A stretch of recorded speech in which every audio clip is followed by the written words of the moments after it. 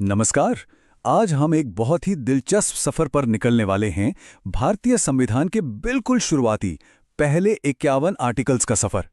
इसे सिर्फ कानून की बातें मत समझिए, ये असल में एक देश को बनाने की कहानी है, वो ब्लूप्रिंट जिसने भारत की नींव रखी। तो सवाल यही उठता है कि आखिर ये नींव रखी कैसे गई। देखिए, ये कोई सूखा कानूनी दस्तावेज नहीं है, बल्कि ये एक राष्ट्र के बनने और उसकी पूरी संरचना की कहानी है। चलिए इसमें और गहराई से उतरते हैं। तो हमारी इस यात्रा का रोड मैप कुछ ऐसा रहेगा। सबसे पहले देखेंगे भारत का नक्शा, फिर जानेंगे कि नागरिक कौन है, उसके बाद आएंगे हमारे मौलिक अधिकार और फिर राज्य के क्या लक्ष्य हैं, और आखिर में इन सब को एक साथ जोड़कर देखेंगे कि ये संविधान की आत्मा कैसे बनती है। तो चलिए पहले हिस्से से शुरू करते हैं। आर्टिकल्स 1 से 4 जो इस देश का मतलब हमारे देश का फिजिकल ब्लूप्रिंट तैयार करते हैं। इसे समझने का सबसे आसान तरीका है भारत को एक बहुत बड़ा घर मान लेना। और कोई भी घर बनाने का पहला कदम क्या होता है? उसकी जमीन और उसकी बाउंड्रीज तय करना। संविधान का पार्ट 1 ठीक यही काम करता है। और देखिए, सबसे कमाल की बात क्या है, हमारे संविधान बनाने वालों ने इस पूरी प्रोसेस को कितना आसान रखा।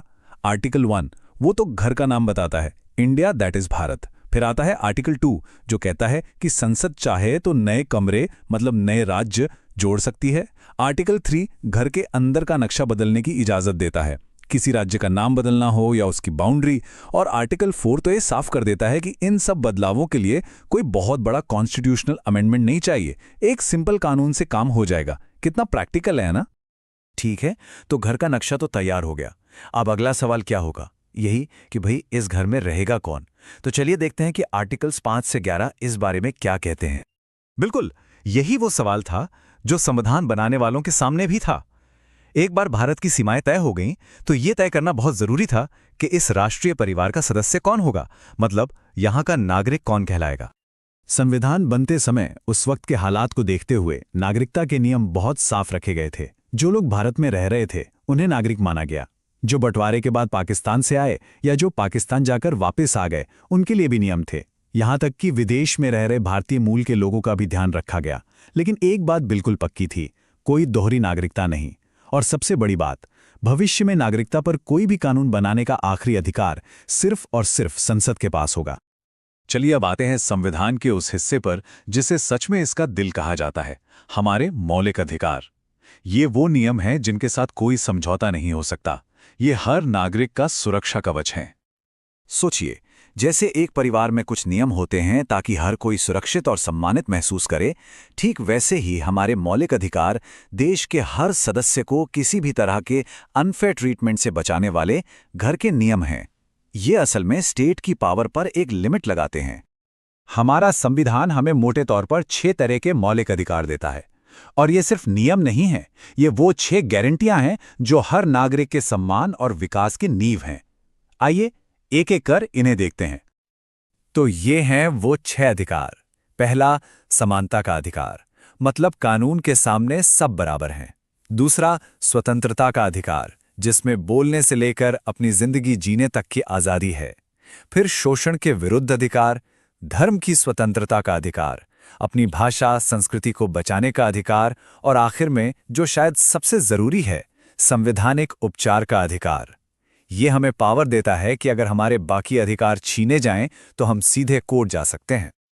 और इसी की अहमियत को समझते हुए डॉक्टर B.R. अम्बेडकर ने आर्टिकल 32 को कुछ ऐसे ही नहीं, संविधान की आत्मा और उसका दिल कहा था। सोचिए जरा, क्यों? क्योंकि यही वो मास्टर चाबी है जो बाकी सारे अधिकारों के ताले खोलती है। अगर ये चाबी ना हो तो बाकी सारे अधिकार बस कागज पर लिखे अच्छे अच्छे शब्द बनकर रह जाएंगे। अच्छा, तो अब हमारे पास घर का नक्शा है, परिवार के सदस्य भी तय हो गए और घर के पक्के नियम भी बन गए। लेकिन कोई भी अच्छा परिवार सिर्फ नियमों से नहीं चलता, है ना? उसके कुछ सपने होते हैं, कुछ महत्वाकांक्षाएं होती हैं। तो चलिए संविधान के पार्ट 4 में जो हमें इन्हीं महत्वाकांक्षाओं का रास्ता दिखाता है। और ये महत्वाकांक्षाएं हैं राज्य के नीति निर्देशक तत्व या डायरेक्टिव प्रिंसिपल्स।